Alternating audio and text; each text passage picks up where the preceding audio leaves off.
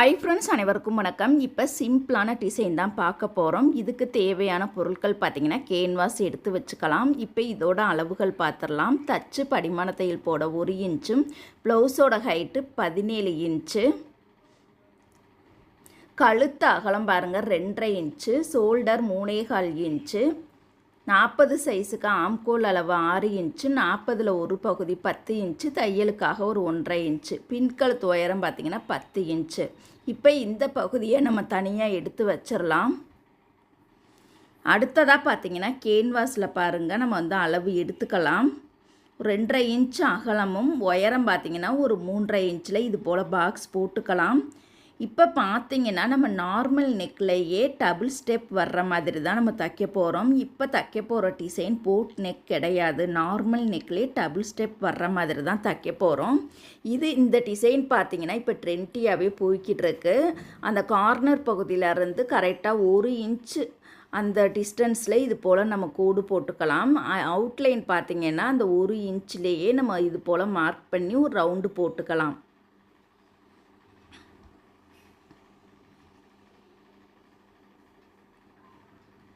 இப்போ இந்த பகுதியை அழகாக நீட்டாக நம்ம கட் பண்ணி எடுத்துக்கலாம். இந்த டிசைன் பார்த்திங்கன்னா காலேஜ் ஸ்டூடெண்ட் ஒரு 10 பேர் இதே டிசைனே தைக்க சொல்லி கொடுத்துருக்காங்க. கண்டிப்பாக இது ட்ரெண்டியாக தான் இருக்கும்னு நினைக்கிறேன். கண்டிப்பாக நீங்களும் ட்ரை பண்ணி பாருங்கள். அவங்கள்ட்ட கேட்டதுக்கு இது ட்ரெண்டியான டிசைன் சொல்லி தான் கொடுத்துருக்காங்க. இப்போ பார்த்திங்கன்னா நம்ம மெயின் கிளாத்தை தனியாக எடுத்து வச்சிடலாம். லைனிங் கிளாத்தை இது போல் விரித்து வச்சுட்டு பாருங்கள். நம்ம வெட்டிய கேன்வாஸ் பகுதியை கரெக்டாக நம்ம சென்ட்ரு பகுதியில் கரெக்டாக வச்சுக்கலாம். கரெக்டாக வச்சுட்டு உள் ரவுண்டு பாருங்கள். அந்த கேன்வாஸ் ஒட்டியே ஒரு லைன் போட்டுக்கலாம். அப்போ தான் நம்மளுக்கு நழுவாமல் கரெக்டாக இருக்கும். இப்போ உள் ரவுண்டில் பாருங்கள் கேன்வாஸ் மேலே ஒரு நூல் கேப்பில் நம்ம தையல் போட்டுக்கலாம் அழகாக நீட்டாக.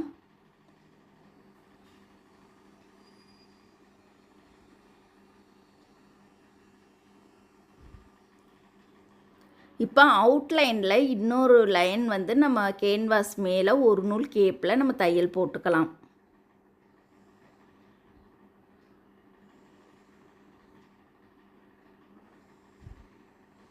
இப்போ பாருங்கள் நூல் பிசுறு எல்லாத்தையுமே கையோடே கட் பண்ணி விட்டுறலாம். இப்போ நம்ம ப்ளவுஸோட நல்ல பக்கத்தை மேலாப்பில் நம்ம வச்சுக்கலாம் பாருங்கள். ப்ளவுஸோட நல்ல பக்கத்தில் நம்ம தச்சு வச்சுருக்கக்கூடிய லைனிங் கிளாத் பகுதியை இது போல் கரெக்டாக சென்ட்ரு பண்ணி வச்சுக்கலாம். கரெக்டாக அவுட்லைன் ஃபுல்லாகவே நம்மளுக்கு கரெக்டாக சேமாக வரணும். இப்போ இந்த இடத்துல 2 துணியுமே நழுவாமல் இருப்பதற்காக இந்த பின் குத்திக்கலாம் சென்ட்ரு பகுதியில். இப்போ முன்னாடி போட்ட தையல் மேலேயே பாருங்கள் நம்ம 2 கிளாத்தையுமே சேர்த்து வச்சு நம்ம தையல் போட்டுக்கலாம். உள் ரவுண்டுக்கு மட்டும் நம்ம தையல் போட்டாலே போதும். இப்போ கரெக்டாக பாருங்கள் ஒரு 1/4 இன்ச் பிசுறு விட்டுட்டு மீதி இருக்கக்கூடிய பகுதியை இந்த மாதிரி நம்ம கட் பண்ணி எடுத்துடலாம். இப்போ ஃபினிஷிங் அழகாக கிடைக்கிறதுக்காக தையலில் படாமல் இது போல் குட்டி குட்டியாக நம்ம கட் பண்ணி எடுத்துக்கலாம். இப்போ உள்பக்கமாக இந்த பகுதியை தள்ளி விட்டதுக்கப்புறமா நல்ல பக்கம் ஒட்டுலே ஓரத்துலேயே நம்ம படிமான தையல் போட்டுக்கலாம். ஓரத்தில் போடக்கூடிய தையல் அழகாக நீட்டாக நம்மளுக்கு வரணும். தையலோட சைஸ் பார்த்திங்கன்னா பொடி தையலாக இருக்கணும். படிமான தையல் போடும் பொழுது அடியில் இருக்கக்கூடிய லைனிங் கிளாத் மேல் பக்கமும் சைடுலேயே வரக்கூடாது. இப்போ பாருங்கள் நம்ம படிமான தையல் அழகாக நீட்டாக நம்ம தச்சு முடிச்சிட்டோம். இப்போ அவுட்லைன் ஃபுல்லாகவே நம்ம தையல் போட்டுக்கலாம். நம்ம கரெக்டான அளவில் கட் பண்ணியிருக்கனால அவுட்லைனில் பார்த்திங்கன்னா ஒரு நூல் கேப்பில் நம்ம தையல் போட்டாலே போதுமானது. அந்த 1/4 இன்ச் 1/2 இன்ச்சு கேப்லலாம் நம்ம தைக்கக்கூடாது. நம்ம கரெக்டான அளவில் கட் பண்ணியிருக்கனால ஒரு நூல் கேப்பில் நம்ம தையல் போட்டாலே போதும்.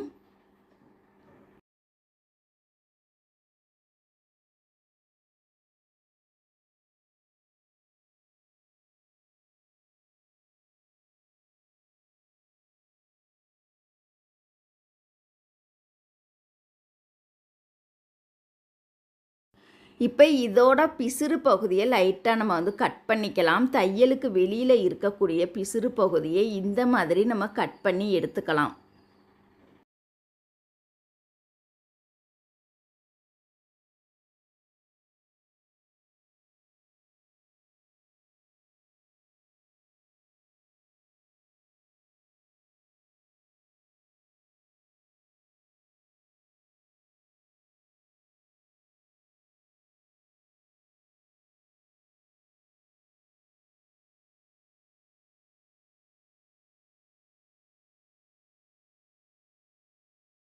இப்போ பாருங்க நம்ம வந்து கட் பண்ணி முடிச்சிட்டோம். இந்த பகுதியை அழகாக நீட்டாக நம்ம வந்து சென்டர் பண்ணி மடிச்சுக்கலாம்.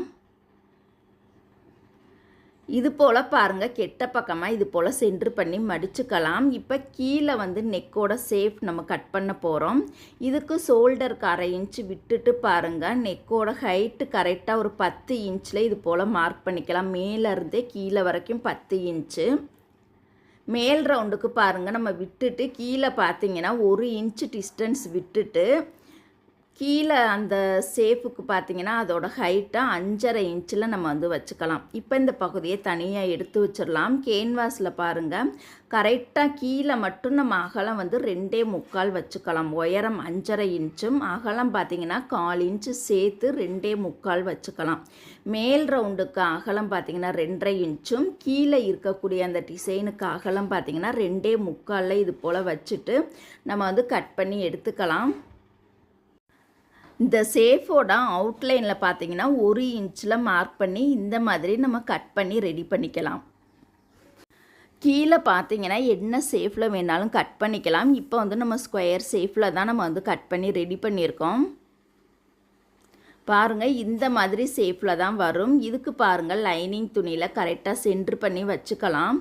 அவுட்லைன் பார்த்தீங்கன்னா 1/2 இன்ச்சு டிஸ்டன்ஸ் இருக்க மாதிரி இது போல் கட் பண்ணிக்கலாம் பாருங்கள். இப்போ இந்த பகுதியை நம்ம வந்து கேன்வாஸ் தெரியாமல் மடித்து நம்ம வந்து தச்சு எடுத்துக்கலாம். அவுட்லைன் ஃபுல்லாகவே பாருங்கள் அப்படியே பிசுற மடித்து கேன்வாஸ் மேலே தையல் படுற மாதிரி 4 சைடுமே தச்சு ரெடி பண்ணிக்கலாம்.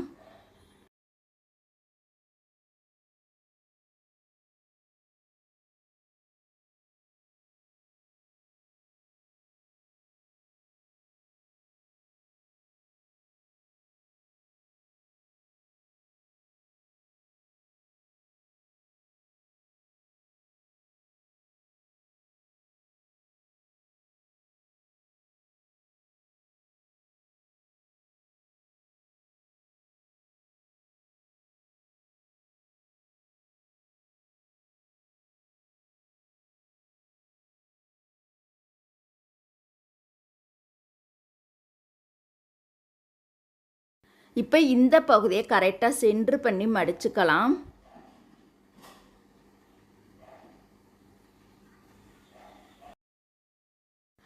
இதோட ஹைட்டு பாருங்கள் கரெக்டாக ஒரு 5.5 இன்ச்சு வர்ற மாதிரி இந்த மாதிரி நம்ம அடையாளப்படுத்திக்கலாம்.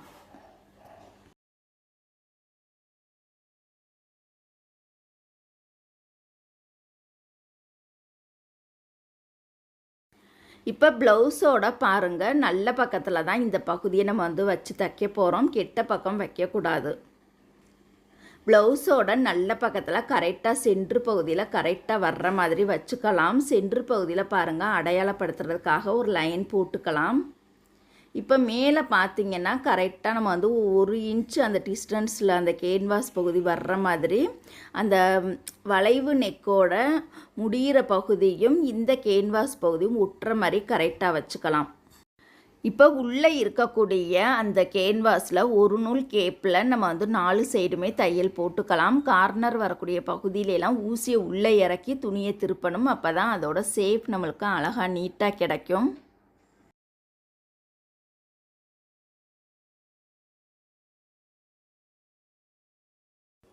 இப்போ நம்ம தையல் போட்டுட்டோம். இந்த பகுதியை வெளியில் எடுத்துட்டு நூல் பீஸரை நம்ம கட் பண்ணிக்கலாம். இப்போ பாருங்கள் சென்ட்ரு பகுதியில் இருக்கக்கூடிய துணியை நம்ம கட் பண்ணி எடுத்துக்கலாம்.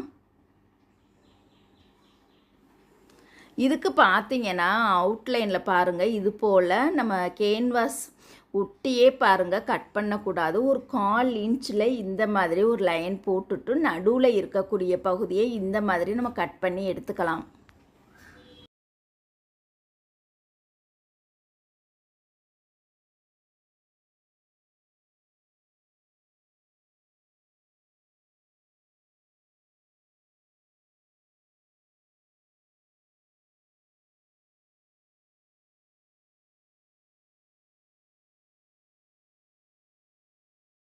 இப்போ நடுவில் இருக்கக்கூடிய பகுதியை கட் பண்ணியாச்சு. 4 சைடுமே அந்த கார்னர் பகுதியில் தையலில் படாமல் இது போல் நம்ம கட் பண்ணி எடுத்துக்கலாம். அப்போ தான் அதோட ஷேப் நம்மளுக்கு அழகாக நீட்டாக இருக்கும். இப்போ இந்த பகுதியை பாருங்கள் உள்பக்கமாக இது போல் அழகாக நீட்டாக 4 சைடுமே உள்பக்கமாக நம்ம தள்ளி விட்டுறலாம்.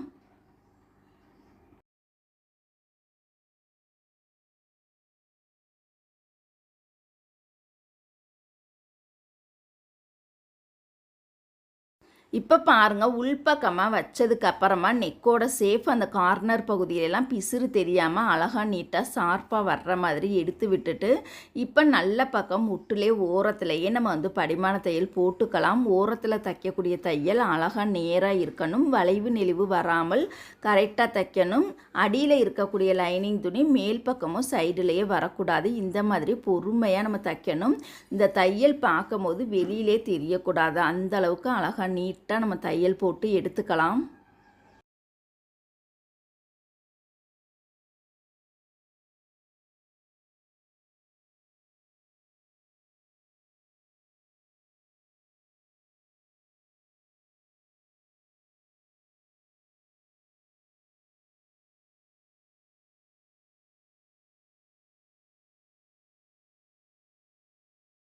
இப்போ பாருங்க, நம்ம தச்சு முடிச்சிட்டோம். இதோட நூல் பீஸரை நம்ம கையோடையே நம்ம கட் பண்ணி ரெடி பண்ணிக்கலாம்.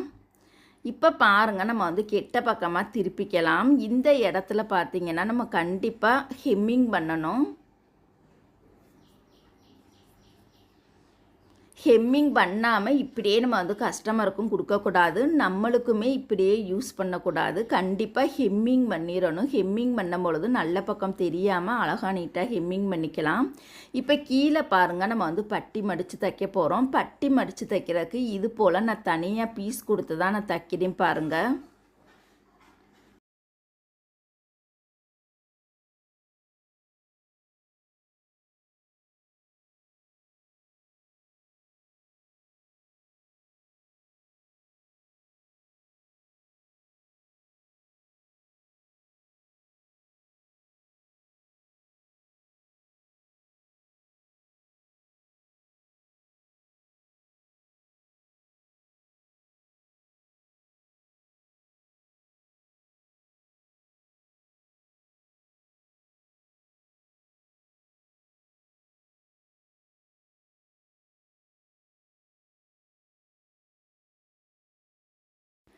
இப்போ ஷோல்டரை சென்டர் பண்ணி டாட் பிடிச்சிக்கலாம் 2 சைடுமே.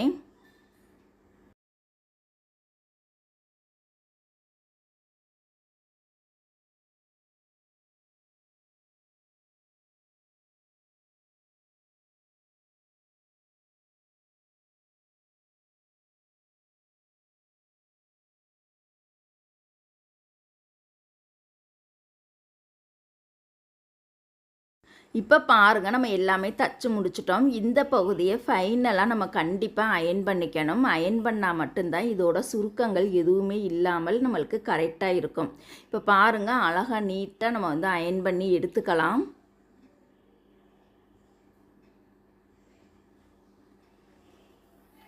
இந்த டிசைனுக்கு நம்ம எவ்வளோ ப்ரைஸ் வாங்கலான்னு பார்த்தீங்கன்னா, 100 ரூபாயில் இருந்து 130 ரூபாய் வரைக்கும் வாங்கிக்கலாம் டிசைனுக்கு மட்டும்.